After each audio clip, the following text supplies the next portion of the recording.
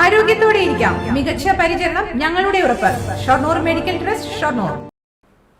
ഷൊർണൂർ നഗരസഭയുടെ ക്ഷേമകാര്യ standing committee യോഗം മുന്നറിയിപ്പില്ലാതെ മാറ്റിവെച്ചതിൽ BJP അംഗങ്ങൾ പ്രതിഷേധിച്ചു.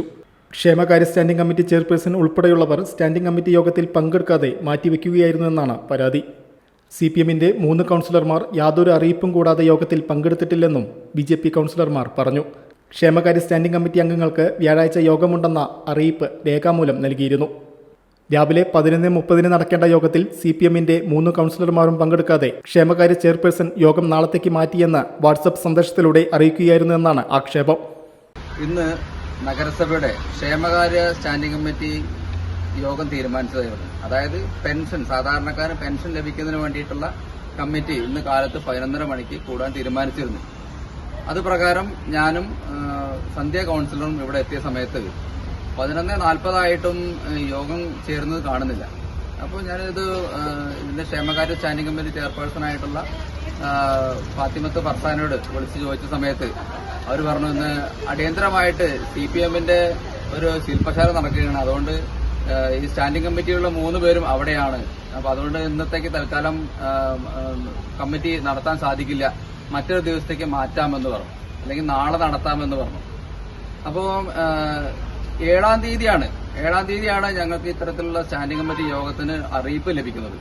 7-ാം തീയതി കഴിഞ്ഞ് ഈ 10-ാം തീയതി 11:50 കൂടിയിട്ടാണ് സ്റ്റാൻഡിംഗ് കമ്മിറ്റി ചെയർപേഴ്സൺ ഈ യോഗം മാറ്റിവെച്ചു എന്ന് പറഞ്ഞുകൊണ്ട് വാട്സപ്പിൽ ഒരു മെസ്സേജ് ഇടുകയാണ്, ഇന്നത്തെ യോഗം നാളേക്ക് മാറ്റി. അപ്പോൾ അവരുടെ ഒരു ഉത്തരവാദിത്ത ബോധത്തെയാണ് ഞങ്ങൾ ചോദ്യം ചെയ്തത്.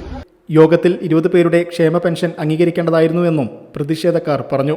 സാധാരണക്കാരന്റെ പെൻഷൻ ലഭിക്കുന്ന ആ എത്രയും ഒരു ദിവസം നേരത്തെ കിട്ടിക്കഴിഞ്ഞ പെൻഷൻ കിട്ടിക്കഴിഞ്ഞാൽ വളരെ ആശ്വാസം ലഭിക്കുന്ന ഒരു സാഹചര്യമാണ് നമ്മുടെ കേരളത്തിലെ ഓരോ മലയാളികളും.